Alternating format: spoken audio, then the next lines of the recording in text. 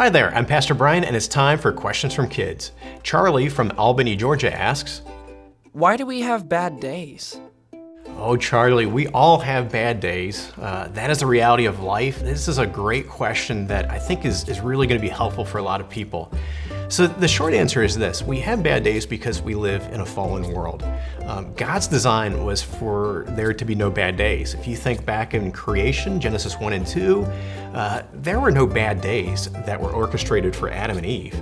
If you think about what awaits us in eternity, Revelation 21 and 22, there are no bad days there either. It's all in between because of sin that we have bad days.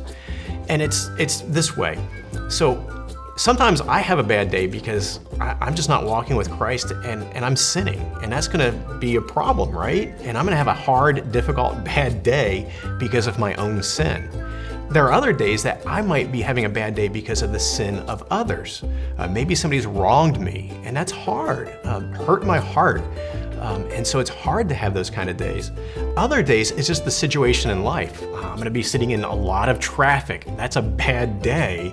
It's not because of maybe sin directly, it's just the reality of life. And so all these things can happen and give us hard, difficult days. But here is what we have to remember, that these days are temporary.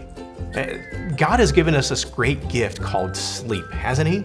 Think about it. You have a really hard day, and then you're able to go to bed at night, and it may be hard to fall asleep because those things are still replaying, but eventually you drift off to sleep. And what happens? You wake up the next day, and it's a new day. It's a gift from God. It's a fresh start. You can put that bad day to end. You can put it to bed. You wake up then, and you have a brand new day and say, today's gonna be different. And God can bless you, and you can have the greatest day ever right after having that bad day. So we remember that it's temporary, but also remember that even if that bad day feels long, even if you wake up the next day and you have another bad day, here's the reality, here's the beautiful truth. God is with you. He's right there with you. You can turn to Him, you can sigh to God and say, this is hard. And you know that God knows this because Jesus experienced bad days as well in His ministry on earth. So we have a God who loves us, we have a God who cares, a God who knows that we can go to for encouragement. We also have one another.